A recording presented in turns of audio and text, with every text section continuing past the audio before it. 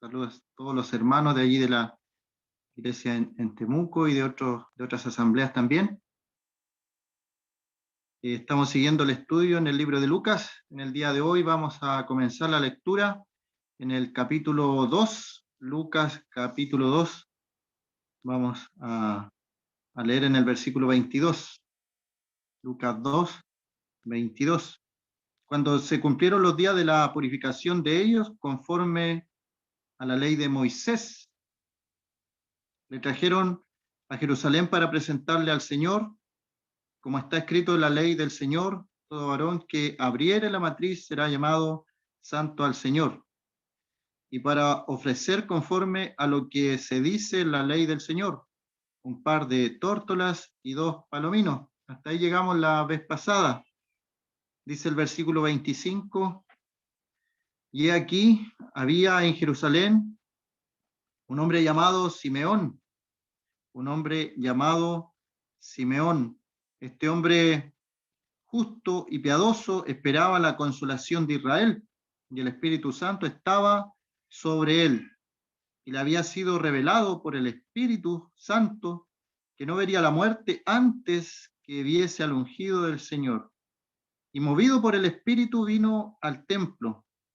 Y cuando los padres del niño Jesús lo trajeron al templo para hacer por él conforme al rito de la ley, él le tomó en sus brazos y bendijo a Dios diciendo: ahora, Señor, despides a tu siervo en paz conforme a tu palabra, porque han visto mis ojos tu salvación, la cual has preparado en presencia de todos los pueblos, luz para revelación a los gentiles y gloria de tu pueblo Israel. Y José y su madre estaban maravillados de todo lo que se decía de él.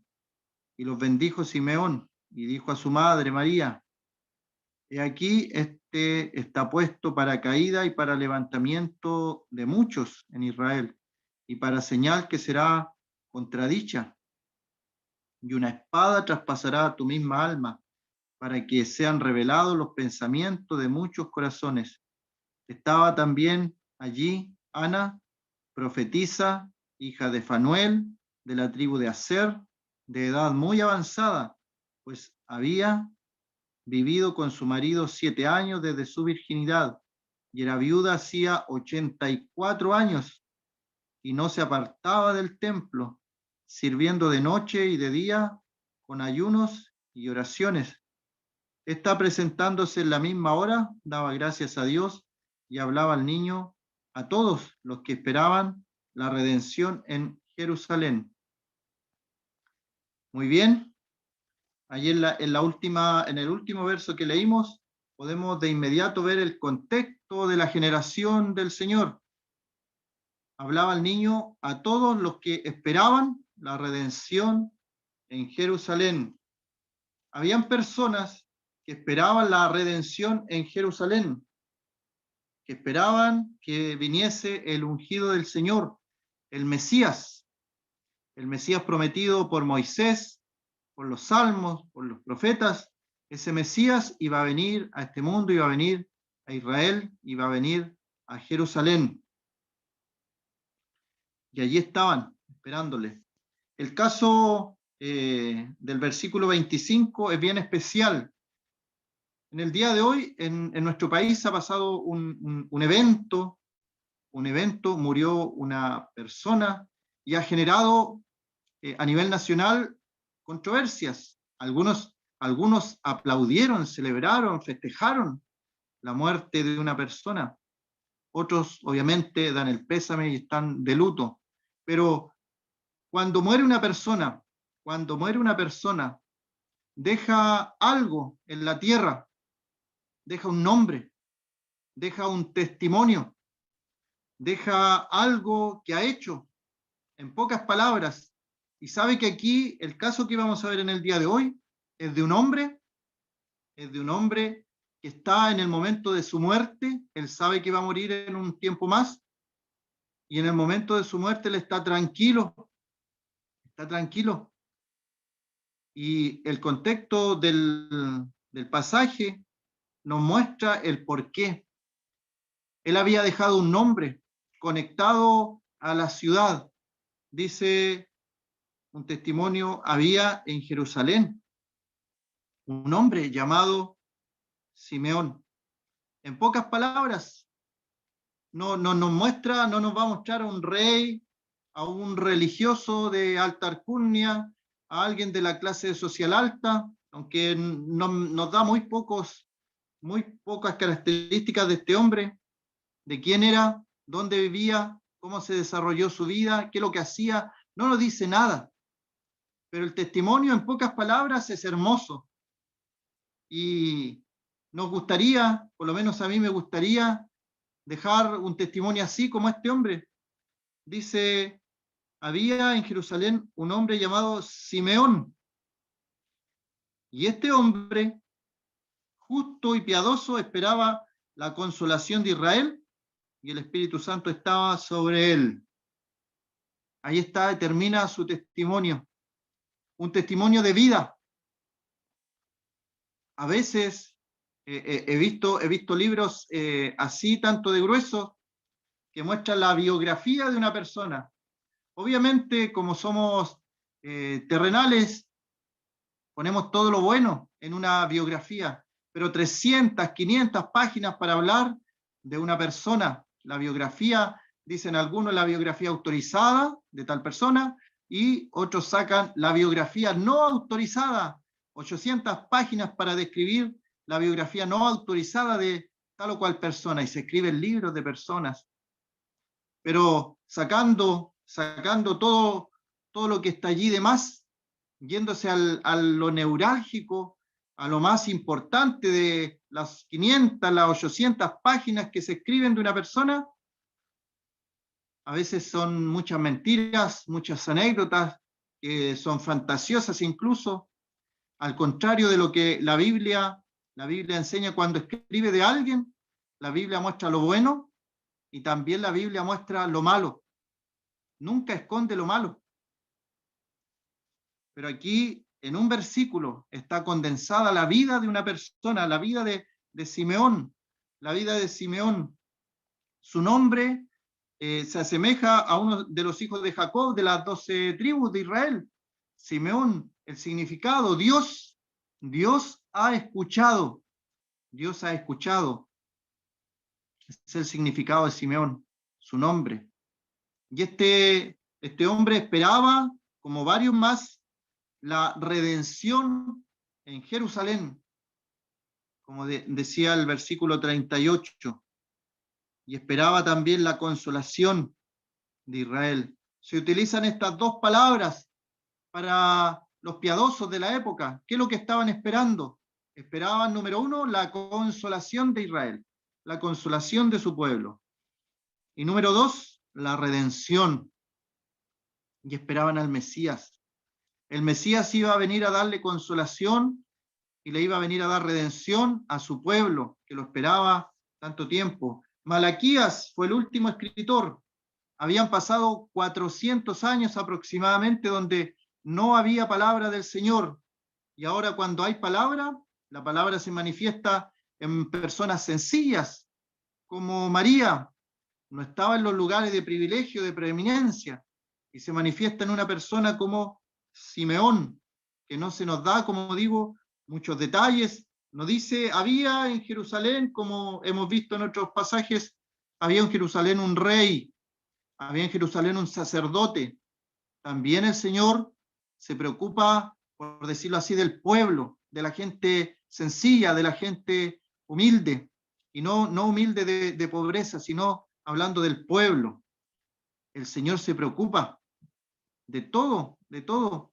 Y sabe que esto es interesante porque, como decía, la historia habla de los grandes personajes, los grandes emperadores, los grandes reyes, pero la Biblia habla también de las personas sencillas, las personas humildes. Dedica tiempo para hablar de personas, por ejemplo, de pescadores, como Pedro, como Juan, personas sencillas, del vulgo, como se les describe en el libro de los Hechos, del vulgo, sin letras. Y sabe que esto es, ¿por qué me llama la atención a mí? Porque acá en Chile también en el último tiempo se le dio un premio de historia a un historiador que él consideraba no solamente a las grandes personas en la historia, sino consideró al pueblo en lo que es la historia, por decirlo así, oficial. Y eso fue una gran novedad, y se le dio el Premio Nacional de Historia. Pero la Escritura nos enseña y nos muestra que para Dios son importantes todas las personas, los grandes reyes como David, pero también estaba la vida, por ejemplo, de Mefiboset, que era un lisiado de sus pies, que tenía una vida, estaba en Lodebar, estaba lejos del reino, y también la Escritura se da el tiempo de escribir y de enseñar su historia. Entonces, Jerusalén, la ciudad de Jerusalén, había un hombre llamado Simeón. Y ahí yo hago una primera reflexión respecto a nuestro nombre. En el cielo estará escribiéndose un libro, en algún registro. Había en Chile un hombre llamado Pedro. O ponga usted su ciudad y su nombre. El Señor está pendiente de nosotros, hermanos. A veces nos perdemos a veces pensando en que los importantes son aquellos personajes que aparecen en los noticiarios, en la primera portada de una revista, en los periódicos. Entonces se le dedica tiempo a personas importantes, pero todo eso es importante en este mundo. Nosotros tenemos otro concepto, el concepto espiritual, la importancia espiritual. En los libros de historia oficiales, por ejemplo, no se habla mucho de lo que pasó con los cristianos en el primer tiempo, porque era como una secta apartada del judaísmo. No se le daba mucha importancia en los primeros tiempos. Se le daba importancia en los libros de historia al emperador, a los grandes emperadores, a los grandes cónsules. Y de repente por ahí alguien del bajo pueblo aparecía como un gladiador. Era importante y se le dedicaba un momento a ello, pero no tanto como a los emperadores. Pero la Biblia muestra un hombre, muestra el nombre, por ejemplo, de una mujer, Ana, también profetiza, que lo vamos a ver más adelante. Para Dios son todos importantes. Ponga usted su nombre allí. Y la pregunta es, y yo también me planteé esa pregunta para mí, ¿qué se va a decir de nosotros? ¿Qué se va a decir de nosotros? Había en Lota un hombre llamado Pedro. ¿Qué viene a continuación? ¿Qué vendría a continuación? Aquí, respecto a Simeón, dice este hombre justo y piadoso, como decía, las tremendas biografías. Aquí vemos una biografía precisa, concisa, como dicen, y estaba apuntada específicamente a las características de este hombre.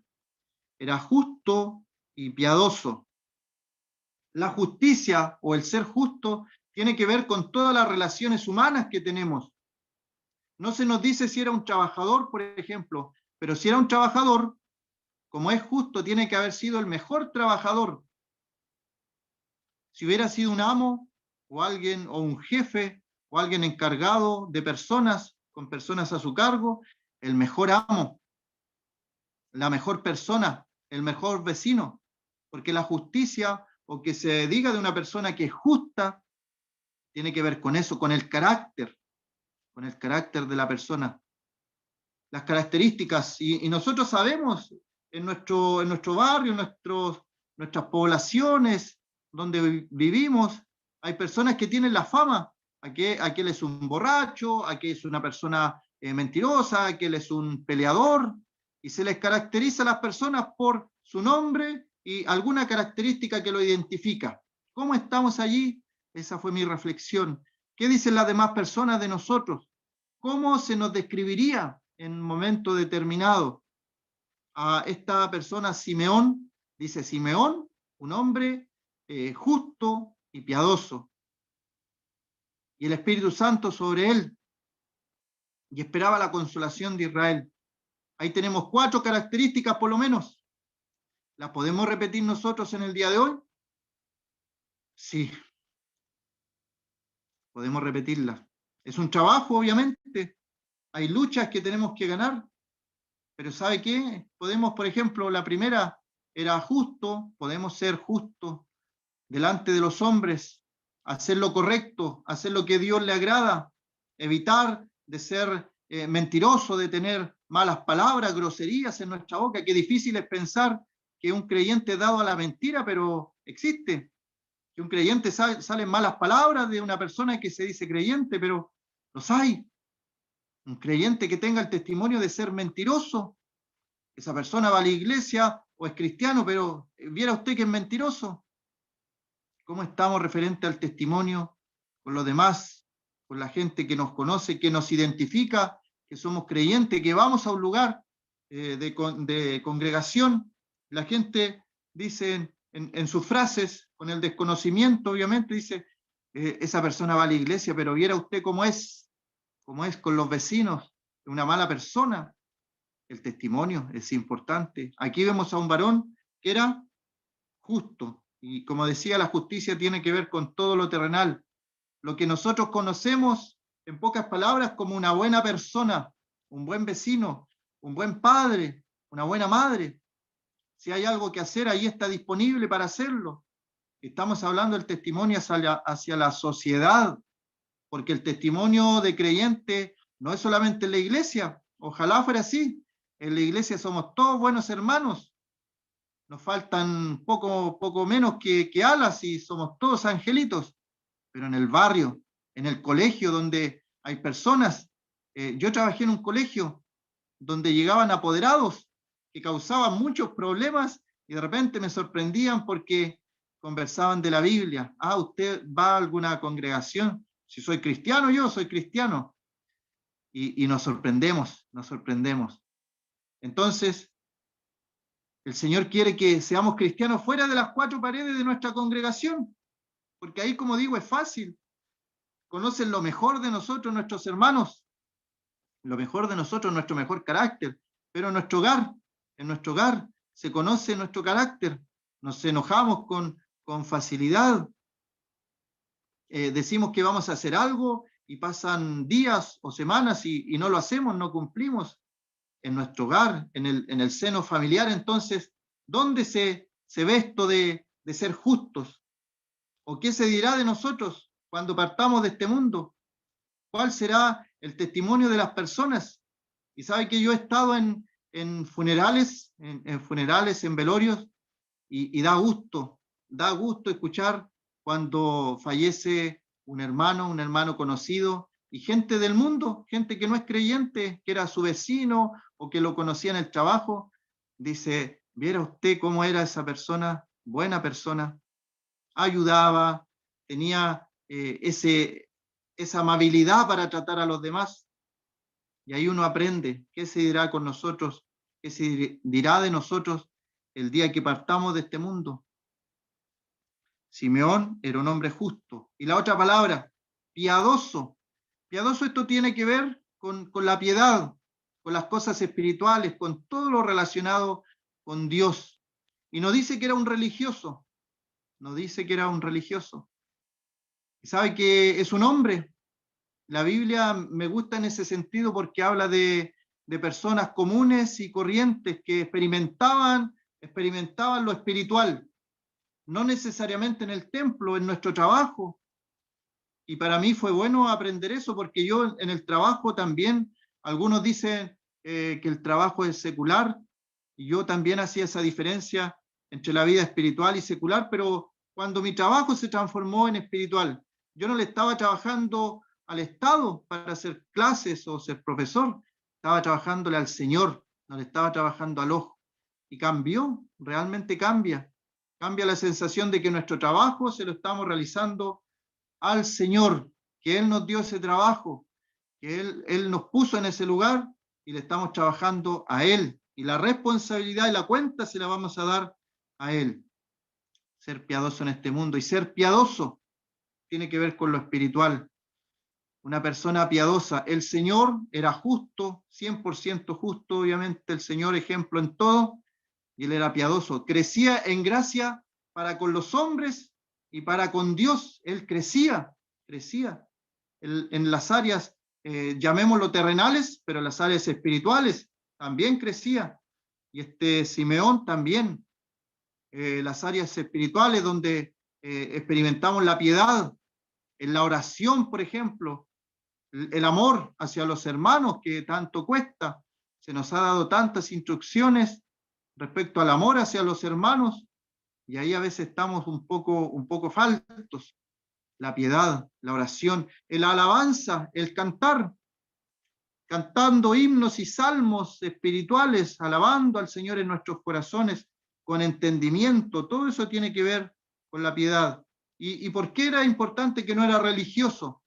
Porque la religión muchas veces se va a las tradiciones, a las costumbres, al ritualismo, de hacer cosas y todo en un ambiente muy ritualista, que parece de piedad, pero al final no es piedad, porque los rituales y las costumbres que a veces vemos en la religión están solamente dentro de ese lugar, dentro de esa catedral, donde hay un silencio, unas cosas, todo muy pulcro, muy religioso, como decía, pero se sale de ahí y se vive como el mundo. Eso no es piedad. Piedad es tener una relación íntima con el Señor estando en cualquier lugar, en nuestra casa, en nuestro trabajo, en el mercado, en la feria donde compramos. Ahí se ve.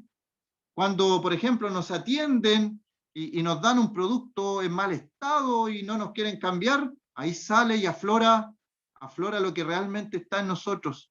Si podemos mantener esa misma piedad, tratar a las personas como el Señor quiere que las traten, estamos funcionando en el ámbito espiritual, en la conexión con el Señor.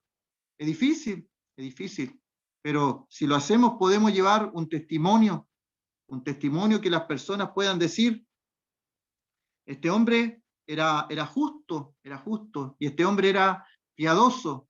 No era solamente, como dicen, era pura boca, pura lengua, que hablaba y hablaba, pero no hacía lo que él predicaba, no hacía lo que él enseñaba. El Señor dice en su palabra que él enseñaba y hacía, o sea, él hacía y enseñaba. Esa es la importancia. Él hacía, lo primero hacer, y después enseñar. El Señor hacía y enseñaba. Otra enseñanza para nosotros. Era justo entonces, piadoso, y esperaba la consolación de Israel. Ejemplo para nosotros también en el día de hoy. ¿Qué es lo que tenemos que esperar o qué es lo que esperamos? O una buena pregunta sería: ¿estamos esperando? En el tiempo de Simeón, él esperaba la consolación de Israel. Y en el versículo 38 decía: esperaba la redención de Israel. Estaban esperando al Mesías. En el día de hoy nosotros también esperamos al Señor. El Señor viene. Y aquí quiero hacer un paréntesis porque me he dado cuenta ahora con las redes sociales que está bien atacada la doctrina del arrebatamiento de la iglesia. Es impresionante cómo en el último tiempo se ha tratado de denostar, se ha tratado de tratar como que fue algo inventado. Hace pocos años se inventó esto del arrebatamiento. Pero la Escritura nos habla de la venida del Señor, nos habla en Juan 14, nos habla en Corintios 15, nos habla en Tesalonicense. El Señor viene con voz de mando, voz de trompeta. Los muertos en Cristo, dice Pablo, resucitarán primero. Luego nosotros, los que hayamos quedado, seremos transformados en un abrir y cerrar de ojos. Al final trompeta, porque se tocará la trompeta. Y Pablo allí dice algo bien importante, bien interesante: los que hayamos quedado. Luego de que las personas en los cementerios sean transformadas, sean arrebatadas, sus cuerpos glorificados, luego los que quedamos, dice, seremos transformados. ¿Cuál era el pensamiento de Pablo en ese momento? Entonces, es que él iba a ver el arrebatamiento de la iglesia. Él iba a ser parte. Él tenía en su mente, en su corazón, en su espíritu, que el Señor venía en ese tiempo. Los hermanos también tenían ese pensamiento porque decían: Maranata, Maranata. Y esas palabras significan: el Señor viene, el Señor viene. Apocalipsis termina con las palabras: he aquí vengo en breve. Hebreos dice, he aquí un poquito y el que ha de venir vendrá y no tardará. Preguntamos entonces, ¿tenemos en nosotros esa esperanza? ¿Tenemos esa esperanza de que el Señor viene pronto? Yo soy un convencido de que voy a ver el arrebatamiento del Señor. Cuando era más joven, puso eso en mi corazón el Señor. Somos la generación que vamos a ver el arrebatamiento del Señor. Pero sabe que a veces cuando uno comienza a involucrarse mucho en las cosas de este mundo, comienza a pasar esa sensación. Y como que hacemos planes y proyectos a futuros. Pero el Señor puede venir en el día de hoy. Ahora mismo puede venir el Señor. El Señor puede venir. Y podemos decir con los primeros hermanos, Maranata, el Señor viene. Y sabe lo otro, que no hay ninguna señal. No hay señales para el arrebatamiento de la iglesia. No hay señales que muestren eso. Como también en algunas redes sociales aparece las pestes que estamos viviendo, las guerras, los rumores de guerra. Entonces dice, está cerca la venida del Señor, pero no hay señales. Va a ser un arrebatamiento. Y en el tiempo de Simeón, él estaba esperando esto de la venida del Mesías. Y podemos hablar entonces que el Mesías vino ya en una primera etapa. Nosotros estamos esperando la segunda venida. La segunda venida. Estamos esperando entonces la venida del Señor, la venida del ungido, del Mesías. Y aquí otro paréntesis respecto al pueblo de Israel. Lamentablemente el pueblo de Israel no reconoció al Señor como el Mesías. Y en el día de hoy, la gente que profesa esta religión judía se refiere al Señor como un rabí, como un maestro, no le da más allá que eso. Por lo tanto, ellos, los judíos, los que siguen esta religión, están esperando al Mesías, al Mesías. Y por eso entendemos cuando aparezca el anticristo, ellos van a reconocerlo como el Mesías, porque ellos lo están esperando. Al no reconocer al Señor Jesucristo como el Mesías que ya vino en su primera venida. Interesante es que se les leía Isaías 53 a las personas en las calles de Jerusalén. Se hizo un documental de esto. Se les lee el Isaías 53 a las personas y luego se les pregunta, ¿de quién piensa usted que está hablando el escritor acá? Y algunos se sonríen porque saben que su respuesta obviamente es que se está hablando del Señor Jesucristo en la crucifixión, en su venida. Pero como ellos le reconocen solamente como rabí, como un maestro, el Señor vino. Y la cuarta característica, si podemos enumerarla, la 1 sería el ser justo. Ser justo. La número 2, ser piadoso. La número 3, estar en expectativa, esperando la venida del Señor. Y la cuarta característica, el Espíritu Santo estaba sobre él. Y aquí hacemos otro paréntesis. ¿Cómo entendemos esta frase? El Espíritu Santo estaba sobre él. En el Antiguo Testamento hay un salmo bien conocido de David que dice, no quites de mí tu Santo Espíritu, no quites de mí tu Santo Espíritu. Y hay ciertas personas en el día de hoy que en base a ese versículo del Antiguo Testamento dicen que a veces el Espíritu se va, el Espíritu viene. Pero lo que tenemos que entender es que por eso hay un Antiguo Testamento o un Antiguo Pacto y está el Nuevo Testamento y el Nuevo Pacto. Y en el Antiguo Pacto, Antiguo Testamento, el Espíritu Santo venía sobre los reyes, sobre los sacerdotes, sobre los profetas. Venía y se iba. Estaba, como dice aquí, estaba sobre él, sobre los reyes, sobre los profetas. Pero luego se iba. El caso de, por ejemplo, de Sansón.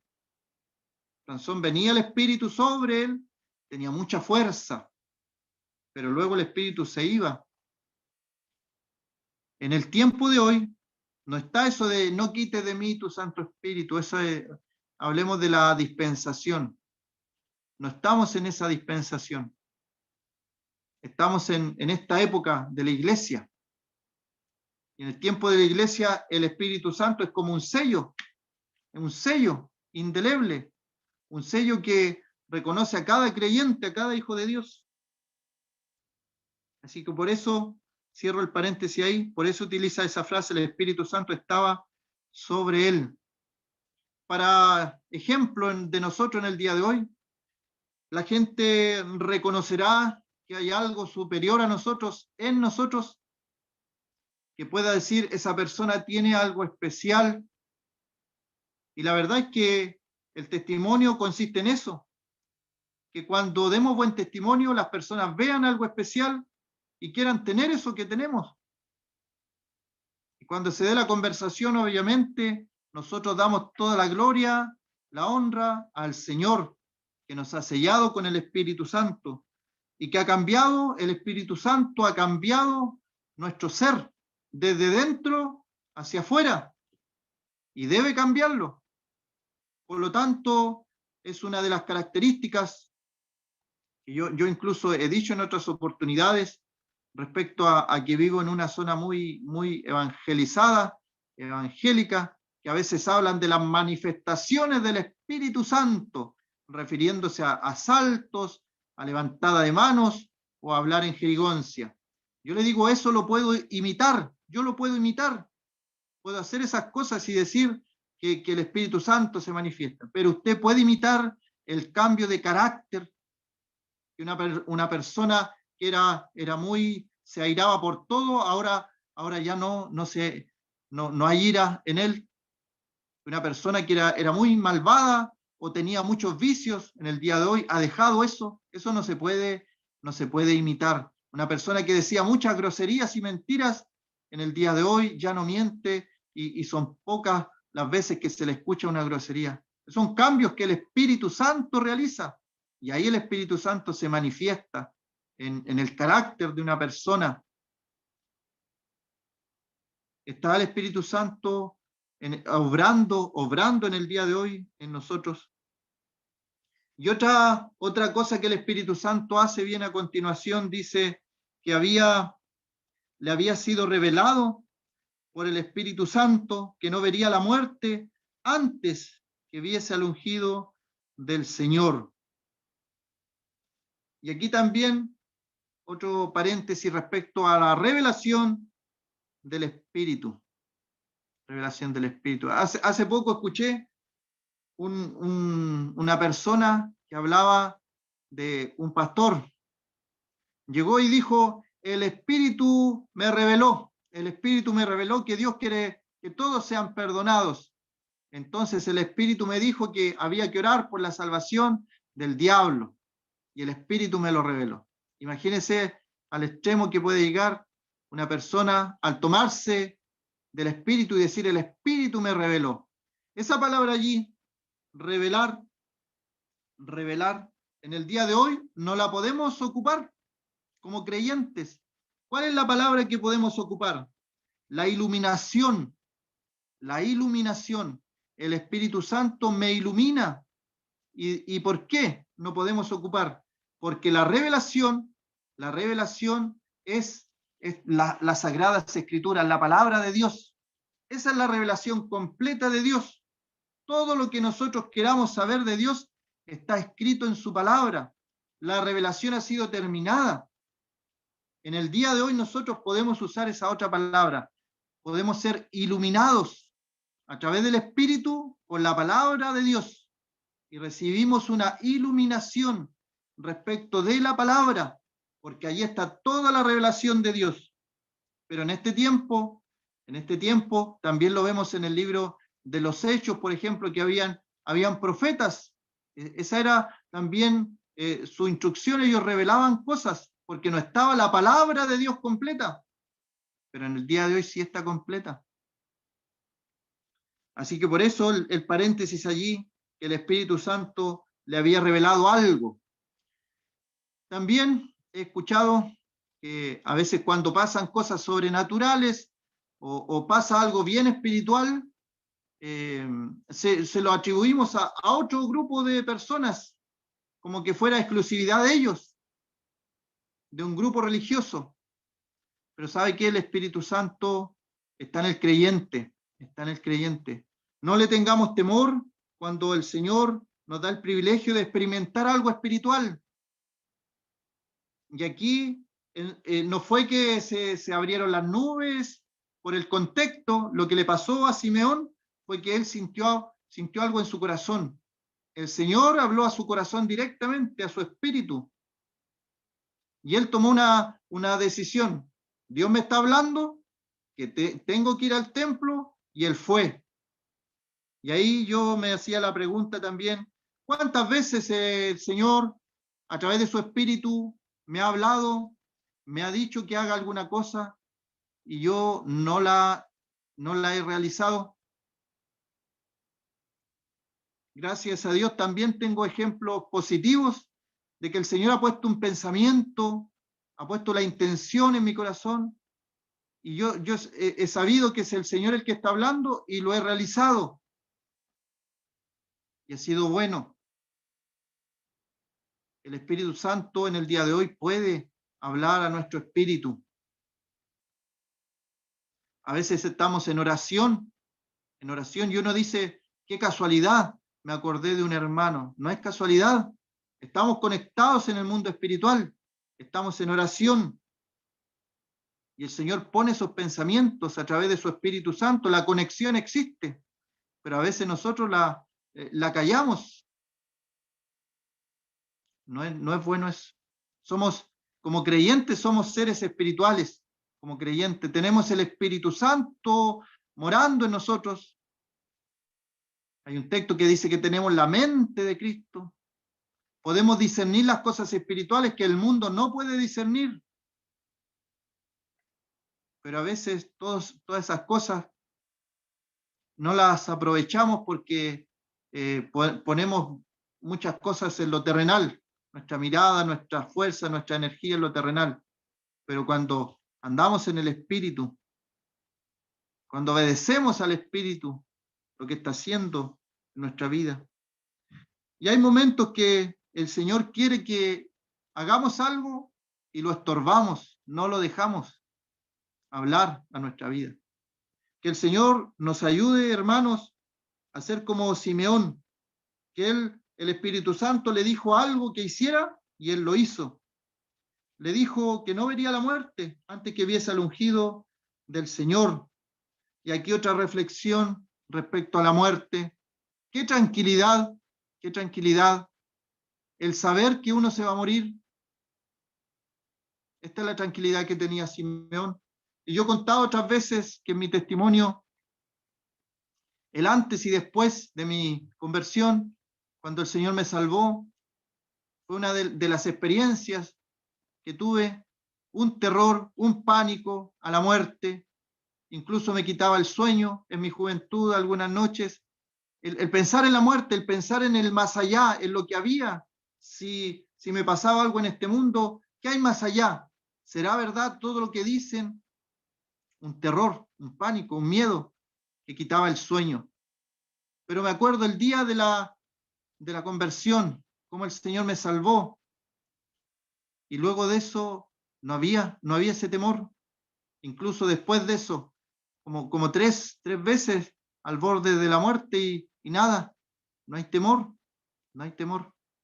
El Señor solamente puede hacer eso, darnos la tranquilidad. No es que uno quiera morirse, para nada, pero estoy preparado para la muerte. Esa es la pregunta a nuestros amigos, si hay algún amigo escuchando, viendo. ¿Estás preparado para ese momento de la muerte, de la partida? Tener la tranquilidad. Este hombre dice que él no iba a ver la muerte antes que hubiese al ungido. Ahora el Espíritu Santo le dice, hoy es el día que vas a ver al ungido.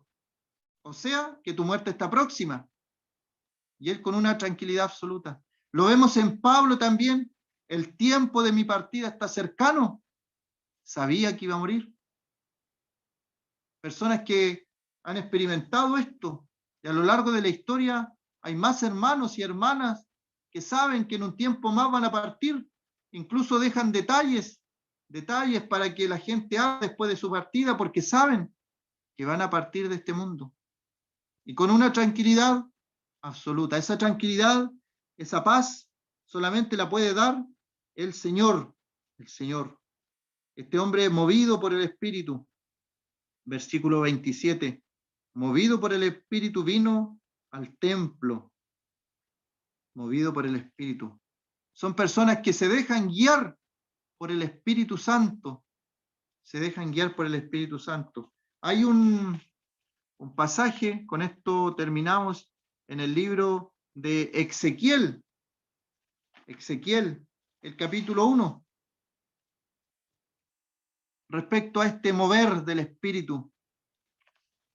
Dice Ezequiel 1:12, respecto a esta visión de gloria divina que tuvo Ezequiel, y cada uno caminaba derecho, hacia adelante, hacia donde el Espíritu les movía, que anduviesen, andaban, y cuando andaban no se volvían. Estas son ruedas en medio de ruedas, seres vivientes. Es una visión gloriosa que tiene Ezequiel. Pero lo que quiero llamar la atención es lo que hace el Espíritu. Hacia donde el Espíritu les movía que anduviesen, andaban. Y cuando andaban, no se volvían. Y esto a mí me habla de que cuando uno es movido por el Espíritu Santo, no hay retroceso, porque va en el camino correcto, en la senda correcta. Cuando uno es movido por el Espíritu Santo, va a ir todo bien. Versículo 20 del mismo Ezequiel 1, hacia donde el Espíritu les movía que anduviesen, andaban. Hacia donde les movía el Espíritu que anduviesen. ¿Cómo estamos en esa área, hermanos? ¿Estamos siendo movidos por el Espíritu Santo, haciendo las cosas que el Espíritu Santo nos dice que hagamos? El Espíritu Santo a veces me muestra las áreas que estoy débil o que estoy fallando, que uno a veces no se da cuenta, pero el Espíritu Santo es que nos hace ver: en estas áreas estás fallando, estás débil. Hay un pasaje que habla del fruto del Espíritu: amor, gozo, paz, paciencia, bondad, benignidad, fe, mansedumbre, templanza. Y a veces el Espíritu Santo muestra: en esta área estás fallando. Hay benignidad, falta bondad, tal vez, amor. Y el Espíritu Santo en el fruto del Espíritu Santo en esos 9 elementos nos muestra que podemos estar fallando en lo espiritual. Donde el Espíritu nos mueva, que vayamos, que avancemos, hagámoslo. Y si lo hacemos, nunca vamos a volver atrás, porque estamos guiados por el Espíritu Santo. Por eso el Señor nos dejó el Espíritu Santo. En Juan, el Señor nos habla de que Él es el otro consolador, el Espíritu Santo, el otro consolador. ¿Y por qué dice el otro consolador, el que Él enviará? Porque el Señor, Jesucristo, es el consolador también. Y como esperaban estos hombres que esperaban la consolación, Simeón esperaba la consolación de Israel, y esta consolación iba a venir obviamente por el consolador, nuestro Señor Jesucristo. Vamos a quedar hasta allí. Que el Señor bendiga su palabra en esta tarde.